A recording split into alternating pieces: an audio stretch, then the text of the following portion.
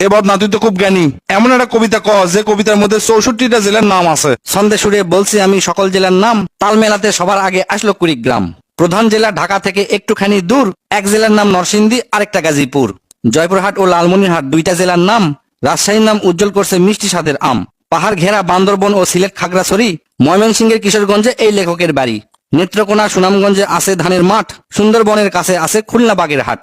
ভোলা এবং বরিশালে আছে অনেক নদী, পাবনায় আছে পাগলাগারদ, বগুড়ায় আছে দধি। পাশাপাশি দুইটা জেলা টাঙ্গাইল জামালপুর, আরো দুইটা জেলা হলো কুষ্টিয়া যশোর। মনের মতো একটা জেলার নাম তার মাগুরা, দন্তানতে নারায়ণগঞ্জ, নাটোর ও নওগাঁ। দন্তানতে আরো 4টি জেলা বলতে আমি পারি, নবাবগঞ্জ ও নোয়াখালী, নড়াইল, নীলফামারী। গঞ্জদিয়া মানিকগঞ্জ হয় আরো মুন্সিগঞ্জ, গোপালগঞ্জ হয়, হবিগঞ্জ হয় আরো সিরাজগঞ্জ। চাপাই নবাবগঞ্জ কিন্তু গঞ্জদিয়া ভাই, এদের ছাড়া বাংলাদেশে আর কোনো গঞ্জ নাই। রংপুর আর রাঙ্গামাটির নামটা রঙে রাঙা, নামের জন্য আরো সুন্দর চাঁদপুর চুয়াডাঙ্গা। কক্সবাজার নামের জেলা আছে সাগরও পারে, পঞ্চগড়টা পড়ছে বন্ধু দেশের এক কিনারে। ফেনী জেলার নামটা মাত্র 2টা অক্ষর দিয়া, সবচেয়ে বেশি অক্ষর লাগে লিখতে ব্রাহ্মণবাড়িয়া। 6টা অক্ষর লিখতে লাগে মৌলভীবাজার, এদিক থেকে শরীয়তপুর সমান তাহার। শেষের দিকে এসে দেখি বসছে পুরের মেলা, নামের শেষে পুর লাগানো অনেকগুলো জেলা। পুর দিয়ে ভাই শেরপুর আছে পিরোজপুর, মেহেরপুর ও মাদারীপুর আরো দিনাজপুর।